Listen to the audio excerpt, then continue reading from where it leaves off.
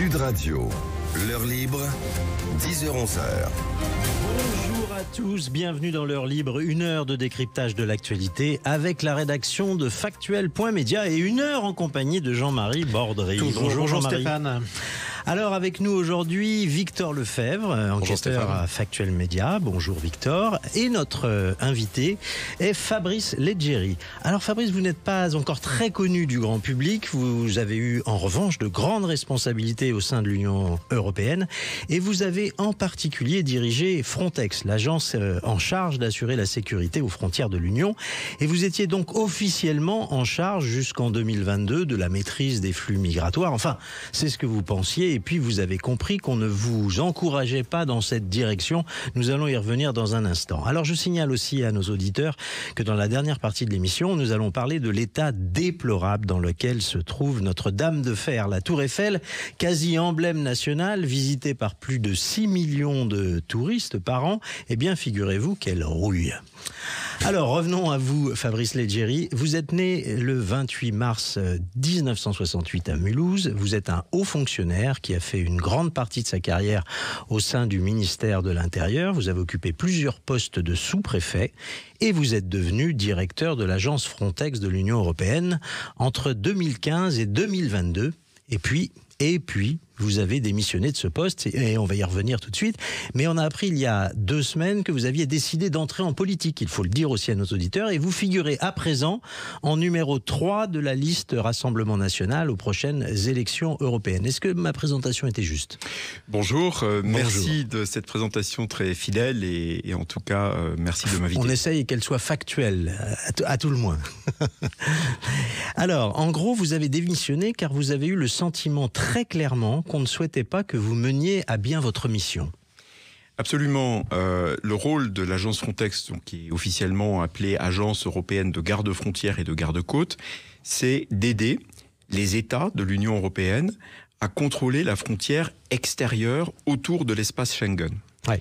Ça veut dire aider à lutter contre les franchissements illégaux et donc, c'est-à-dire lutter contre l'immigration illégale. Il y a aussi d'autres missions auxquelles l'agence participe, et j'ai développé ces missions également de lutte contre la criminalité, trafic d'êtres humains, trafic de drogue, etc. La sécurité au sens général, parce qu'il peut aussi y avoir des infiltrations terroristes, et donc nous avons petit à petit essayé de voir comment aider les États qui restent souverains pour le contrôle des frontières. Mais dans le domaine de la migration, il y a eu un véritable changement avec l'arrivée de Madame von der Leyen à la tête de la Commission européenne et surtout la commissaire européenne Madame Johansson, suédoise, qui se dit social-démocrate, mais qui, pour moi, est bien plus à gauche que la social-démocratie. Alors, dans le détail, votre déception est venue donc des discussions que vous avez eues avec cette commissaire Johansson. Vous lui avez expliqué, pour être précis, que le budget alloué à Frontex ne permettait pas de payer 10 000 salaires dès 2024. Enfin, vous avez abordé le dossier de façon assez technique. Et ensuite, vous lui avez expliqué que les premiers contingents des agents de Frontex, avec uniforme et armes à la ceinture, devraient être déployés au 1er janvier 2021. Et vous lui avez conseillé d'être prudente sur les annonces car au 1er janvier 2021, une partie de la réforme serait déployée mais pas totalement. Et c'est alors qu'elle vous interrompt et vous dit, je cite, « Ne vous en faites pas, pourquoi avez-vous besoin d'uniformes et d'armes ? Les migrants veulent venir par amour, votre job, c'est de les accueillir. L'Europe est un continent qui vieillit, que cela vous plaise ou non, vous devez accueillir les migrants, c'est votre job. » Alors là, on peut dire que vous avez découvert une certaine idéologie, à tout le moins bisounours, à minima, et sans frontiériste peut-être. Absolument, ça m'a beaucoup choqué. J'étais à l'époque un haut fonctionnaire. Et donc, je me suis rendu compte que je n'avais pas de parole politique et que j'allais me retrouver dans une situation compliquée, puisque le mandat qu'avait donné le législateur européen, c'est-à-dire que les États avaient décidé au Conseil et une majorité s'était trouvée au Parlement européen pour ensemble donner la mission de créer ce corps de garde-frontières européen avec armes, uniformes, donc clairement pour protéger les frontières.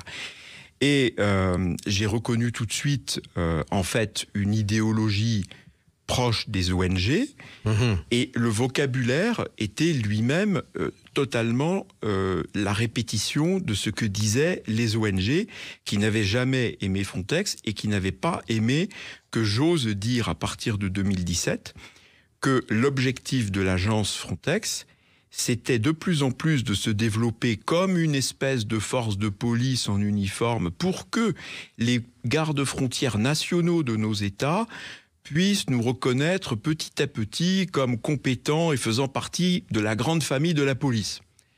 Et ça avait choqué des lobbies à Bruxelles qui voyaient plutôt dans Frontex une espèce de super ONG. Donc il y avait déjà là une mise sur la table de à quoi sert Frontex, quelle est son identité professionnelle. Et pourtant, Frontex était arrivé après une opération italienne menée seule par les Italiens qu'ils appelaient Mare Nostrum dans la mer Méditerranée. C'était l'armée italienne, si mes souvenirs sont bons, qui menait cette opération-là, pour aller secourir notamment les migrants en mer, raccompagner ceux qui pouvaient l'être et secourir ceux qui devaient l'être. L'ambiguïté par rapport à ces opérations, effectivement, en 2014-2015, c'était quel est l'objectif opérationnel. Et lorsque je suis arrivé en janvier 2015 à la direction de Frontex, j'ai demandé à mes collègues, les opérationnels en particulier, quel est l'objectif? Comme diraient les militaires, quel est l'état final recherché? Pourquoi est-ce qu'on va là-bas? Pourquoi est-ce qu'on envoie des bateaux, des avions? Et finalement, le contribuable français, européen, peut se dire pourquoi est-ce qu'on met de l'argent là-dedans? Surtout si on vous donne comme objectif plutôt d'accueillir, plutôt que de comment dirais-je, au moins d'être vigilant aux clandestins qui essayent de rentrer. Je crois qu'il y a eu une espèce, sous l'influence des ONG, une espèce de confusion sur ce qui est d'un côté le secours en mer et qui est naturellement impératif lorsque des vies humaines sont en danger sur la mer. Ça, c'est quelque chose qui est indiscutable. Mais la vraie question, c'est qu'est-ce qu'on fait après avoir secouru des personnes en mer? Et là, il y a deux visions qui s'affrontent. Il y a ceux qui disent, les ONG et Madame Johansson et des lobbies pro-immigration à Bruxelles, qui vous disent, une fois que vous les avez sauvés en mer, naturellement, vous devez les conduire dans l'Union européenne. Et il y a le droit international de la mer qui dit, lorsqu'on sauve quelqu'un d'un naufrage en mer, on doit raccompagner le plus vite possible ces personnes au port sûr le plus proche. Et donc, lorsqu'on est proche de l'Afrique du Nord ou proche de la Turquie, eh bien, c'est l'endroit où on devrait raccompagner les personnes. Mais le droit européen, qui définit les opérations de Frontex, rend cela en pratique impossible. Théoriquement, oui, mais en pratique, infaisable. C'est-à-dire qu'on ne pourrait pas faire ce que fait par exemple le Royaume-Uni avec le Rwanda, c'est-à-dire de traiter les demandes des demandeurs d'asile arrivés par small boat, et ils sont donc déplacés ensuite au Rwanda, où leur demande est traitée. C'est impossible de faire ça en France ou dans les pays de l'Union européenne. C'est impossible dans le droit actuel de l'Union européenne, mais on n'a même pas la possibilité pratique de débarquer les gens, par exemple s'ils sont partis de Libye, de Tunisie, du Maroc, de Turquie. Si, dans une opération de Frontex, on fait un secours en mer et que l'on veut déposer ces personnes dans le pays non membre de l'UE dont ils sont partis, il faut premièrement faire une analyse pour savoir si ce pays est sûr par rapport aux droits fondamentaux des migrants pour ces gens-là. Mais ce n'est pas suffisant. Il faut en plus notifier à chacune des personnes, donc vous pouvez avoir 50, 100, 200, 300, 500 personnes, il faut notifier à chacune de ces personnes, et je cite, dans une langue qu'elle est susceptible de comprendre, le fait que vous lui demandez son consentement de bien vouloir être débarqué en Afrique du Nord ou en Turquie. Donc en pratique, c'est impossible quand on fait un secours en mer. Et techniquement, un détail, prenons l'exemple de la Turquie, par exemple, qui a été souvent accusée d'instrumentaliser les vagues migratoires vers la Grèce. Est-ce que les Turcs étaient d'accord pour que des navires européens reviennent dans les eaux territoriales turques pour débarquer en Turquie ces migrants? C'est pas le cas. Ça n'a jamais été le cas. Et là, c'est pas le droit européen, par exemple. Et là, ce n'est pas le droit européen, c'est simplement le droit du secours en mer. Mais alors en mer Égée, il y a une complication supplémentaire. C'est que la Grèce et la Turquie ne s'entendent pas pour savoir où passe la ligne de démarcation entre les deux pays en mer. Pas que vous les redébarquiez, quoi. Ils n'ont jamais fait la demande. Ils auraient pu le faire s'ils étaient en train d'organiser, de coordonner un secours maritime. À ce moment-là, Frontex se met à disposition du pays qui coordonne le secours maritime. Et à ce moment-là, nous exécutons ce qu'ils nous disent. Et s'ils avaient dit « ramenez-les en Turquie », nous aurions été obligés de le faire. Mais le plan opérationnel de Frontex, de toute façon, et le droit applicable à Frontex, vu du côté de l'Union européenne, rend en pratique impossible pour les raisons que je vous ai indiquées. On va continuer de parler de votre expérience à la tête de Frontex. Tout de suite, on va parler avec vous aussi des solutions qui permettraient de renforcer nos frontières extérieures. À tout de suite sur Sud Radio. Sud Radio, l'heure libre, 10h-11h. De retour dans l'heure libre, 1 heure pour décrypter l'actualité des faits de société. Nous sommes toujours avec Jean-Marie Bordry, avec Victor Lefebvre, journaliste à Factuel.media, et notre invité est Fabrice Leggeri, ex-patron de Frontex, en charge de la sécurité des frontières européennes et qui a décidé de s'engager aux côtés du Rassemblement national aux prochaines élections. Vous êtes 3e sur la liste, autant dire que vous êtes sûr d'être élu, vu la hauteur des sondages actuellement pour le Rassemblement national. Ça a pesé dans votre choix de rejoindre le Rassemblement national, parce qu'on a dit que vous étiez aussi, comment dirais-je, très courtisé par la liste de François-Xavier Bellamy. Non, mon choix du Rassemblement national est en fait dicté par le fait que j'ai envie d'agir au service des Français et de la France au Parlement européen le 9 juin, puisque c'est l'élection au Parlement européen. Et j'estime que le Rassemblement national est le seul parti en France qui peut faire aujourd'hui un diagnostic lucide sur les questions d'immigration, de contrôle des frontières et de manière générale la sécurité. J'estime aussi que le Rassemblement national est le seul qui a des propositions et que c'est le seul parti qui aujourd'hui et demain peut gouverner la France. Qu'est-ce que le Rassemblement national dit différent, par exemple, de Marion Maréchal Le Pen à Reconquête ou alors de François-Xavier Bellamy chez les Républicains en matière d'immigration donne l'impression d'être très compétent sur les questions européennes, en tout cas. Le Rassemblement national souhaite transformer l'Europe et ses mécanismes depuis l'intérieur. Nous souhaitons peser au Parlement européen avec un groupe nombreux du Rassemblement national et également avoir dans le poids européen la possibilité de peser sur la composition de la Commission. Donc la différence avec par exemple les Républicains et François-Xavier Bellamy, elle est où, puisqu'ils sont dans le Parti populaire européen, qui restera a priori malgré tout le premier groupe du Parlement? Mais encore une fois, moi je vous dis qu'aujourd'hui... On vous demande juste comment vous avez fait votre choix. C'est juste le Rassemblement national est le seul parti capable de diriger, de gouverner la France. Et c'est le premier parti de France. Et moi j'ai envie d'agir au service des Français et de la France. Et je me retrouve dans les propositions qui sont faites par le Rassemblement national. J'ai une question simple à vous poser, Fabrice Leggeri. Vous avez envie d'agir. Combien de migrants, de demandeurs d'asile rentrent chaque année sur le territoire qui compose l'Union européenne, pour se donner un ordre d'idée? Alors, pour se donner un ordre d'idée, ça fluctue, mais en 2015, lorsqu'il y a eu la grande crise migratoire qui a touché la Grèce, il y avait 1,2 million de personnes qui sont entrées illégalement en Europe sans qu'on puisse vraiment faire même des contrôles de sécurité sur ces personnes. Là, l'année dernière, les chiffres étaient de l'ordre de 380 000 à 400 000 entrées illégales. Et la plupart de ces personnes, ensuite, vont demander l'asile. Et la plupart de ces personnes ne sont pas éligibles pour recevoir le statut de réfugié. Est-ce que c'est vrai, c'est faux que ces personnes préfèrent la France à tout autre pays? C'est-à-dire qu'une fois qu'ils sont sur le territoire européen, ils restent pas en Italie beaucoup, ils remontent plutôt vers la France. En fait, ce que j'ai vu dans des lieux de débarquement de migrants, par exemple dans le sud de l'Italie ou sur les îles grecques, c'est que les ONG qui sont parfois chargés de faire l'accueil humanitaire des migrants débarqués des bateaux, leur donnent des conseils. Et parmi les conseils, j'avais surpris un jour un tableau comparatif des aides sociales et de toutes les aides juridiques. Et il y avait une espèce de palmarès, le hit parade des meilleurs États. La France figurait en bonne place.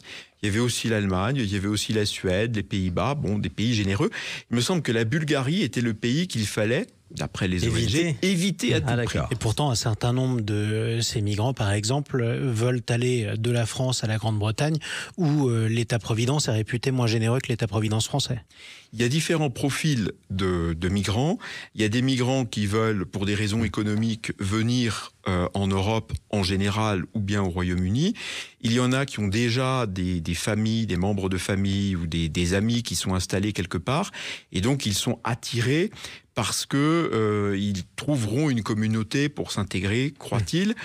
Et il y a aussi, naturellement, ceux qui veulent aller vers le Royaume-Uni pour qui travailler, sont à Calais, par exemple, pour des raisons économiques, parce qu'ils veulent aller à Calais. Enfin, ils vont à Calais pour essayer de traverser la Manche. Traverser la Manche. Alors, vous parlez beaucoup pour améliorer, je dirais, les contrôles aux frontières extérieures et nationales. Vous parlez beaucoup d'une solution de double frontière. Il faut que les auditeurs comprennent bien ce que ça veut dire. Qu'est-ce que c'est que cette idée des doubles frontières ? Alors, nous avons l'espace Schengen. Donc, c'est un espace des pays de l'Union européenne où il n'y a normalement, en principe, plus de contrôle systématique aux frontières sur les personnes.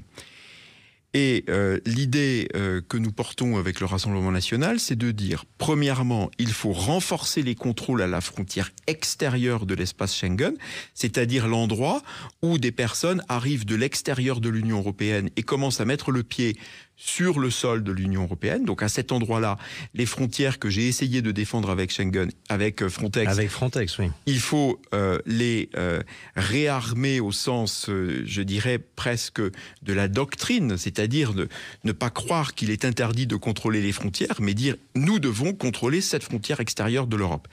Mais ensuite, lorsqu'il y a des migrants illégaux qui circulent à l'intérieur de l'espace Schengen, donc qui vont par exemple de l'Italie vers la France et ainsi de suite, à ce moment-là, ce que nous voulons, c'est exercer la souveraineté nationale de la France sur son territoire, et c'est de savoir et de pouvoir contrôler quels sont les étrangers non européens qui entrent sur le territoire français. Donc la libre circulation pour les ressortissants de l'Union européenne continue, mais nous voulons contrôler, savoir qui vient quand ce sont des étrangers qui ne sont pas membres de l'Union européenne. Alors concernant cette idée d'avoir des centres d'accueil à l'extérieur des frontières, on a essayé ça dans de nombreux pays en 2018 et le problème c'est qu'ils n'en veulent pas.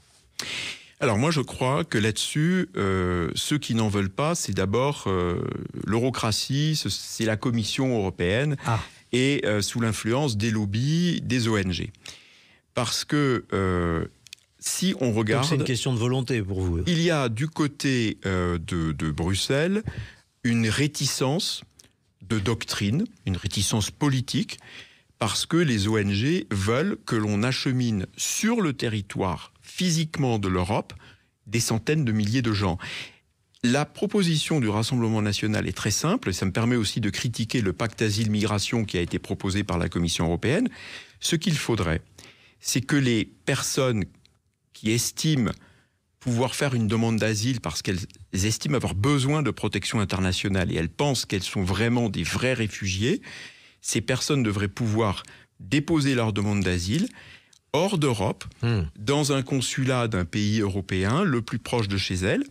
Et à ce moment-là... C'est l'exemple que vous citiez tout à l'heure, Victor Lefebvre, de l'Angleterre qui cherche avec le Rwanda. Un délégué, Voilà, alors pour nous, ça serait pas forcément dans un pays particulier, c'est encore plus souple, puisque c'est simplement de dire, si vous vous sentez en danger, vous pensez que vous remplissez les conditions du statut des réfugiés, aller dans un consulat d'un pays européen, faire votre demande. Est-ce que c'est si facile que ça à faire ? Imaginons par exemple une opposante iranienne qui essaye d'entrer dans le consulat d'un des derniers pays européens qui est représenté à Téhéran.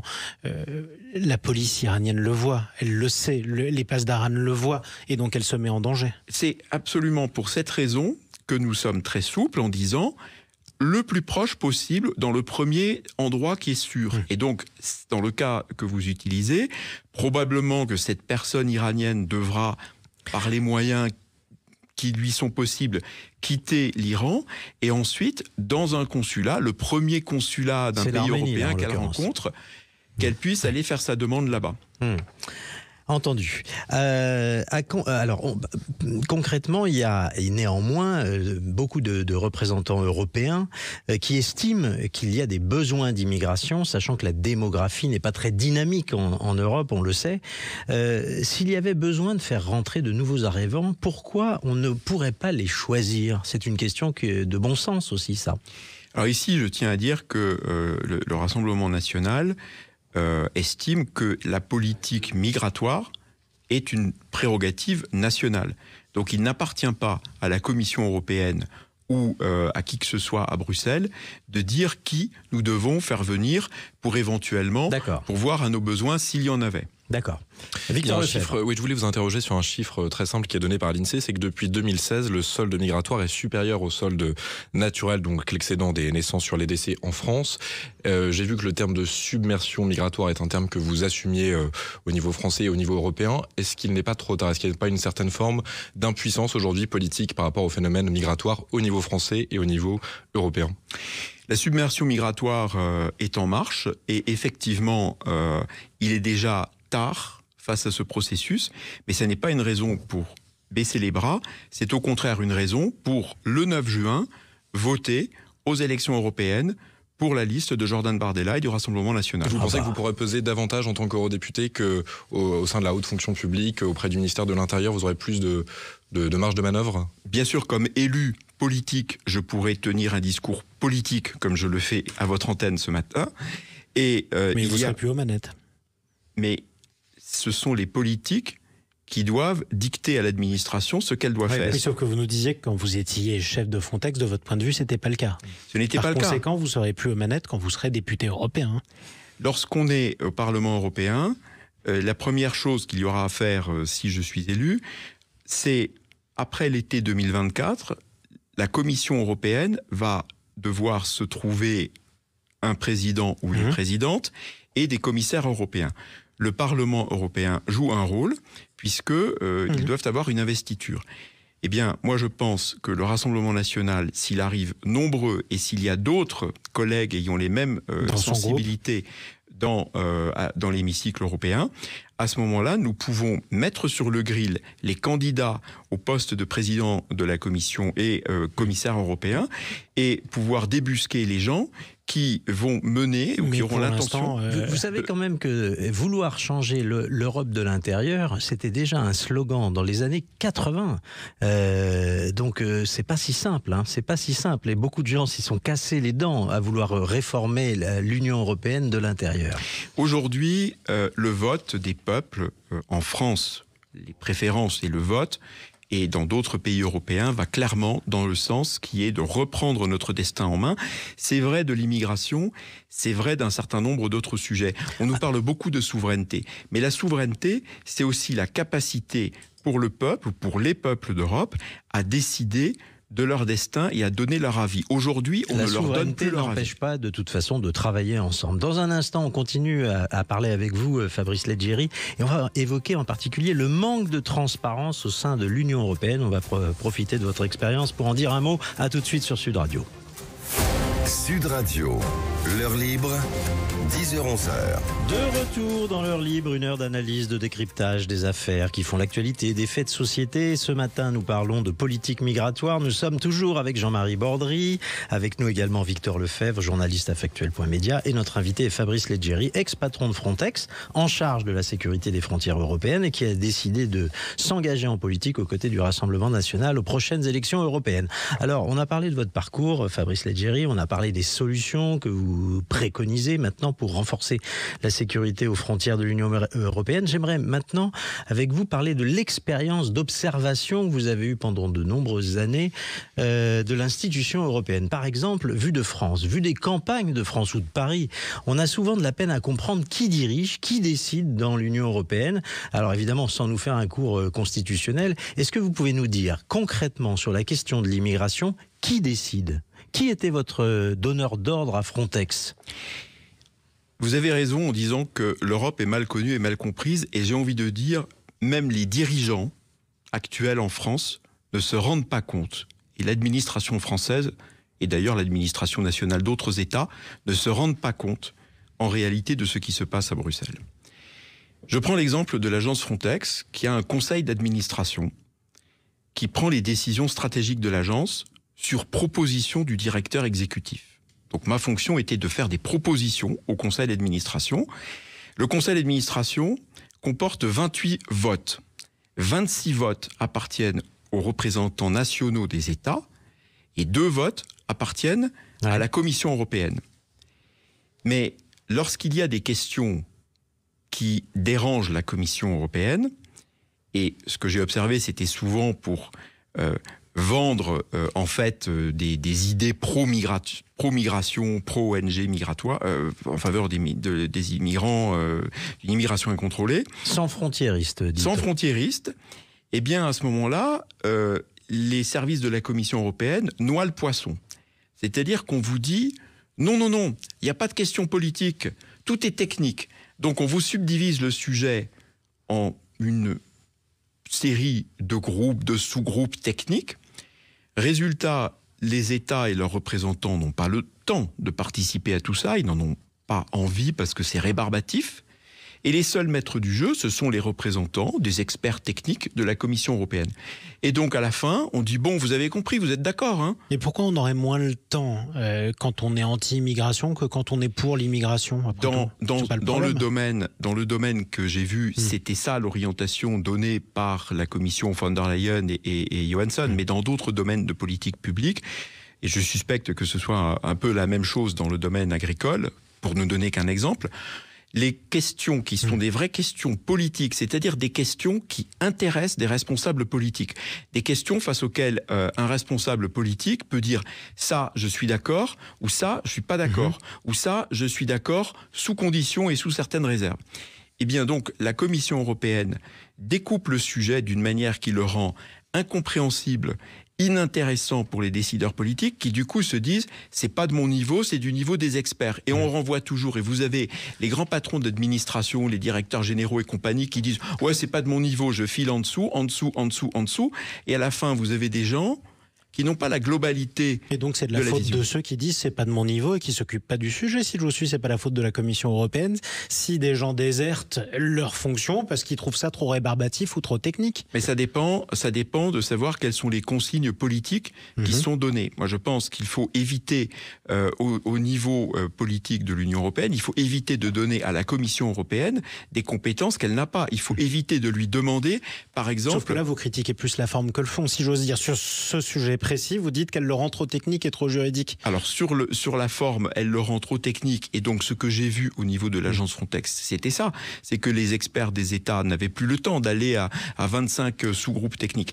Mais au niveau vraiment des États, eh bien, lorsque on demande à la Commission européenne de s'occuper de sujets où elle n'a aucune compétence institutionnelle, eh bien là, il y a quand même un problème. Et donc, moi, ce que je souhaite dire en m'engageant en politique sur la liste du Rassemblement national, c'est que le Rassemblement national au pouvoir en France ne donnera pas les clés de la Maison France à la Commission européenne. Non, mais ce que vous êtes en train de nous expliquer quand même, c'est que il n'y a pas de boussole politique officiellement au sein de l'Union européenne, que bon nombre de sujets veulent être appréhendés d'un point de vue technique, et qu'en vérité, quand même, on doit décrypter, et on se rend compte qu'il y a une politique qui est décidée, on ne sait trop comment. Mais ce sont des représentants politiques, les commissaires européens. Ceux-ci, ils sont choisis en fonction de ça. Oui, mais on sent bien que le cap n'est pas très clair pour tout le monde. Je vais vous donner un exemple. Lorsque j'ai commencé à m'exprimer sur les difficultés rencontrées avec la commissaire Johansson, qui avait dit que mon job, c'était de faire rentrer les migrants. J'avais expliqué qu'il y avait d'abord, on essayait de me compliquer la vie pour développer le corps européen en supprimant des autorisations de recrutement, en supprimant du budget, etc. Et il y a un moment, le ministre allemand de l'époque, qui était de droite, a lu ça dans un journal allemand que j'avais dit ça. Il a demandé à son secrétaire d'État de m'appeler pour savoir est-ce que c'est vrai tout ça, est-ce qu'ils ont mal compris les journalistes, et qu'est-ce qu'on peut faire, mais c'était encore la droite au pouvoir à ce moment-là, et qu'est-ce qu'on peut faire pour vous aider. qu'est-ce qu'on peut faire pour vous aider ? Donc vous voyez bien que même dans ce cas-là, un État quand même influent au sein de l'Union européenne, au niveau politique, se dit mais qu'est-ce qui s'est passé là ? Il y a un tour de passe-passe technocratique qui fait que le patron de Frontex dit moi j'arrive plus à construire correctement le corps européen. C'est quoi les missions des agents de Frontex aujourd'hui concrètement sur le terrain ?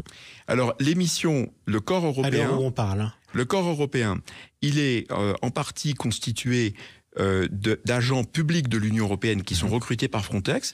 Ils patrouillent aux frontières de l'Union européenne. C'est des gardes-frontières ou des gardes-côtes. Leur mission, c'est d'aider les autorités nationales de garde-frontières et de garde-côtes nationales de nos États membres de l'Union européenne. La mission, c'est de surveiller les franchissements illégaux. Donc, c'est normalement d'empêcher les flux d'immigration illégale. C'est aussi de contribuer à la lutte contre la criminalité. Donc, par exemple, en collectant des données personnelles à des fins d'enquête policière et judiciaire qui sont ensuite transmises aux autorités de police nationales.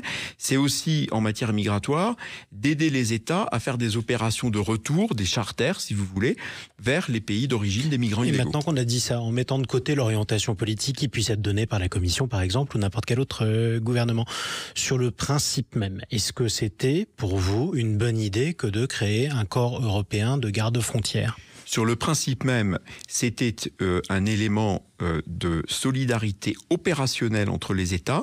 C'est donc un élément qui, s'il est piloté politiquement dans le bon sens, peut être utile. Peut servir, d'accord.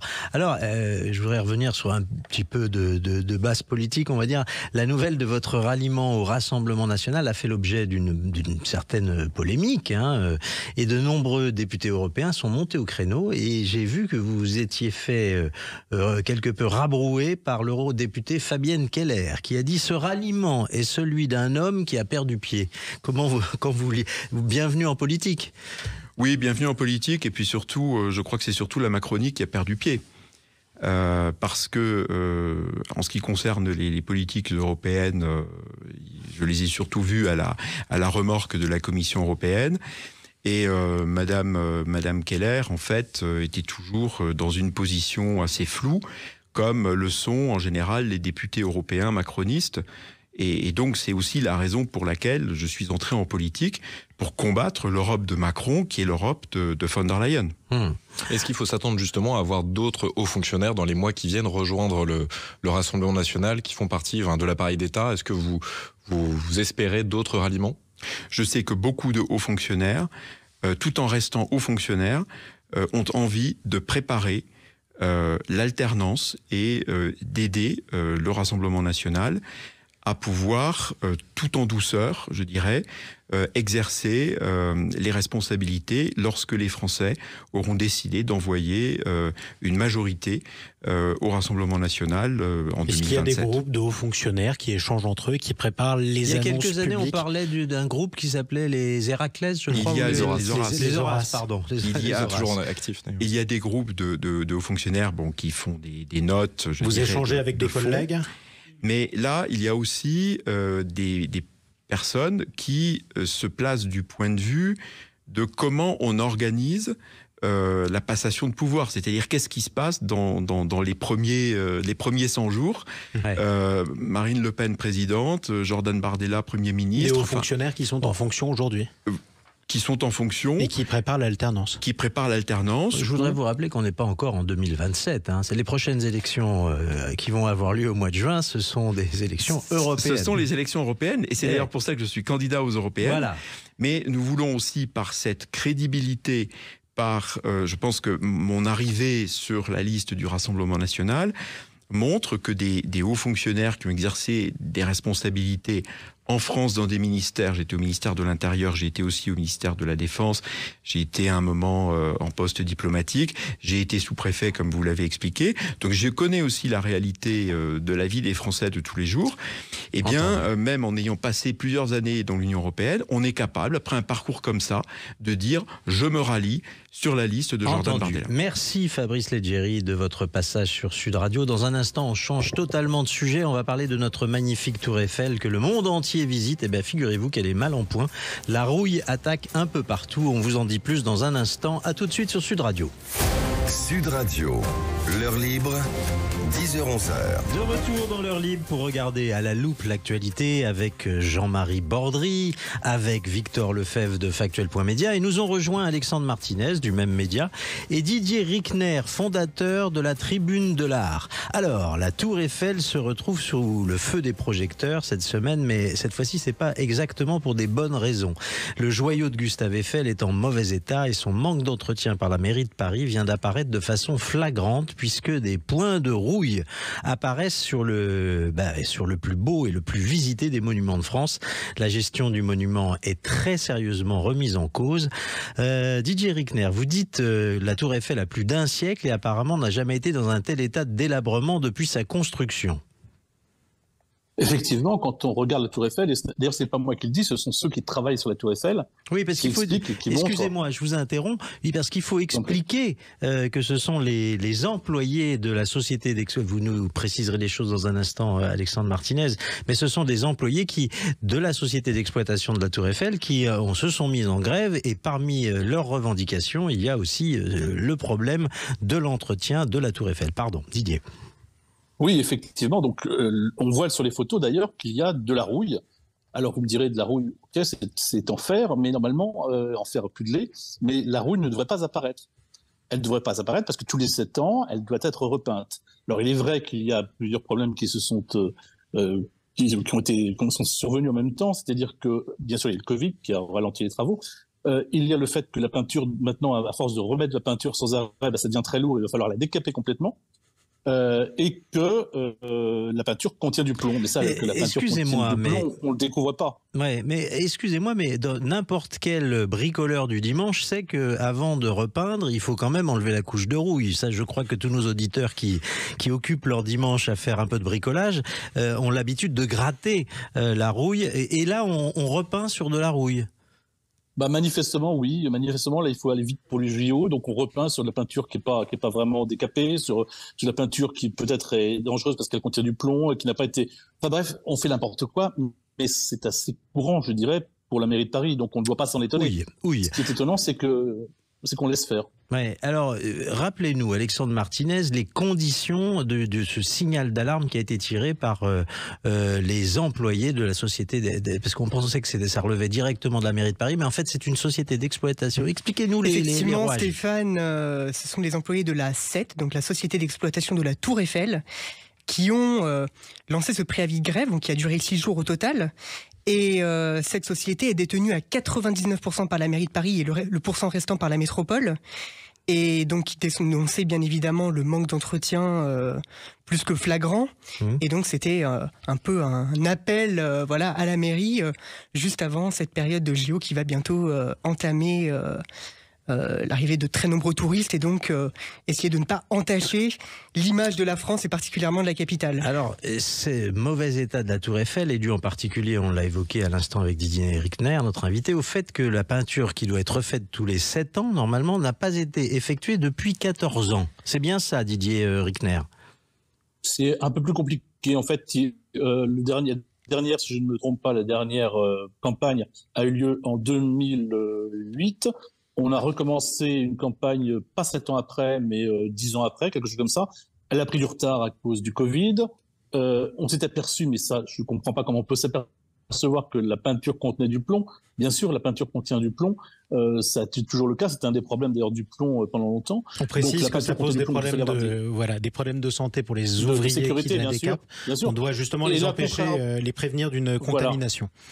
Voilà, il faut faire attention effectivement parce que là c'est beaucoup plus dangereux que ce qu'on a dit sur la Tour Eiffel parce que on ne comptera pas sur la Tour Eiffel, sur la Notre-Dame, mais sur la Tour Eiffel, la peinture, si elle part en poudre, effectivement, il y a du plomb dedans, donc il faut faire attention. Donc tout ça prend du temps, mais ça n'a pas été prévu. On fait ça un peu à la petite semaine à l'économie, et en plus la mairie de Paris veut prélever encore plus d'argent sur ce que rapporte la Tour Eiffel, ce qui donnera encore moins d'argent pour la restaurer. Donc il faut tout prendre, quoi. Il faut se poser la question, il faut faire un diagnostic. et faire une planification. C'est pas ce qu'ils font. C'est plus préoccupant qu'il y en a l'air, car on doit se souvenir de la demande testamentaire de Gustave Eiffel lui-même pour ses successeurs, ne jamais laisser s'installer la rouille, c'est ce qu'il avait dit. Et évidemment, quand on voit cette situation, on est en droit de se demander, est-ce que la Tour Eiffel est en train de devenir dangereuse? Est-ce qu'on en est là, Didier Rickner? Non, je ne pense pas. La Tour Eiffel n'est pas en train de devenir dangereuse, enfin, elle n'est pas en train à court terme de devenir dangereuse, mais il est vrai que si on continue comme ça, si on ne la restaure pas, finalement, ça va finir par rouiller tellement que ça sera à la fois difficile, de plus en plus difficile de la restaurer, et peut-être qu'à un moment donné, on ne pourra plus. Donc il faut tout de suite, ce genre de choses, on le traite dès maintenant. Et plutôt que de se dire, comme la mairie de Paris le dit, tout va bien, elle est en parfait état, etc., on fasse son travail, c'est-à-dire qu'on fasse un véritable diagnostic avec des personnes indépendantes et puis qu'on planifie les travaux. Alors quel est le rôle de l'État dans tout ça? On a assisté à une passe d'armes qui était prévisible d'ailleurs entre la ministre de la Culture Rachida Dati et la maire de Paris Anne Hidalgo.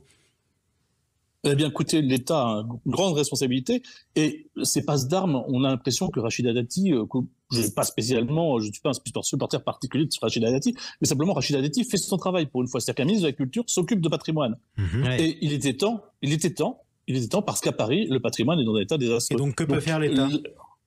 L'État, il peut déjà classer le monument. Alors justement, Alexandre Martinez, Alexandre Martinez va nous expliquer que d'un point de vue assez surprenant, parce que s'il y a bien un monument historique qui est plébiscité par tout le monde, c'est bien celui-ci. La mairie de Paris explique qu'ils n'ont pas voulu faire classer le monument historique de la Tour Eiffel. C'est quand même... Oui, effectivement, c'est assez étonnant, étonnant de le rappeler, puisqu'Anne Hidalgo, invitée de France 2, avec un seul argument, elle disait qu'André Malraux ne voulait pas le faire.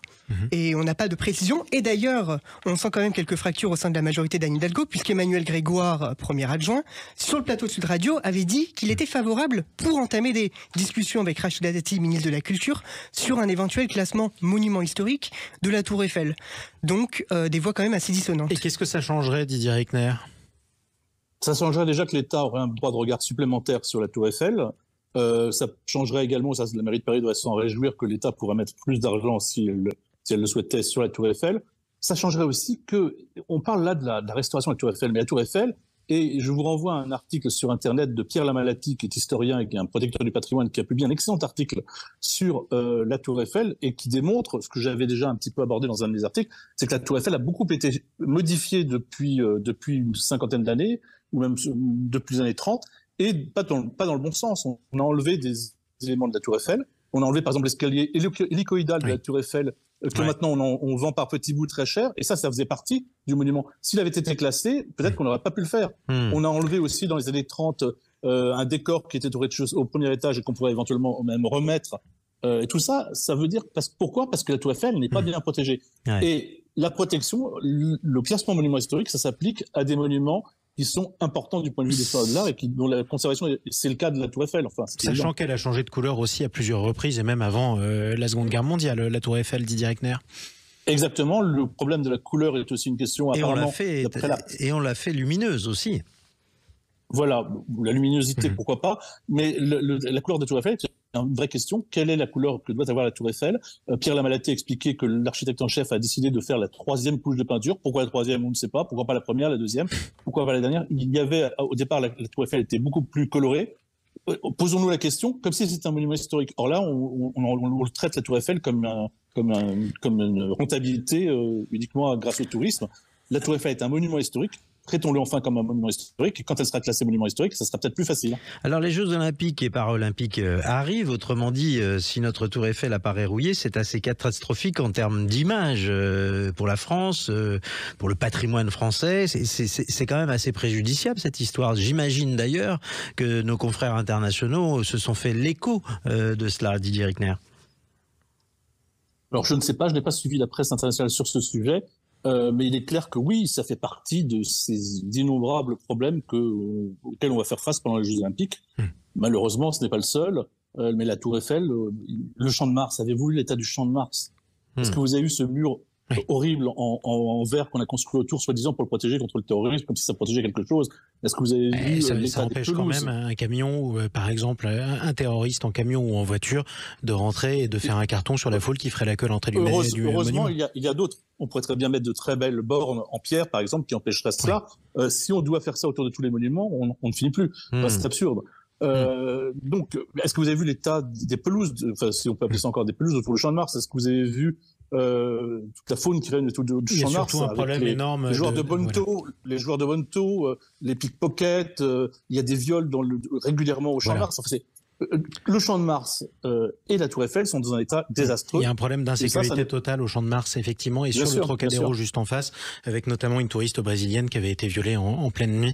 Un exemple parmi tant d'autres absolument dramatique. Alors, je voudrais me parler également de ce mauvais calcul de la mairie de Paris, parce que plus on attend pour traiter la Tour Eiffel, pour repeindre la Tour Eiffel comme elle doit l'être, plus la somme dédiée aux travaux sera importante. C'est un effet assez paradoxal, c'est-à-dire que l'argent qu'on économise, si j'ose dire, à laisser en jachère la Tour Eiffel, eh bien, on finira par le payer plus cher après. C'est ça, Didier Rickner, hein? Bien sûr, mais c'est toujours le cas. Hein. L'entretien, une des choses qu'on fait le moins bien en France, c'est l'entretenir les monuments historiques. On ne les entretient pas, donc ils s'abîment et ils sont de plus en plus chers à restaurer. Et donc, non seulement on les abîme, donc même quand on les restaure, on n'est jamais dans l'état dans lequel ils devraient être. Et ensuite, ça coûte beaucoup plus cher. Oui, mais c'est classique. Hein. D'accord.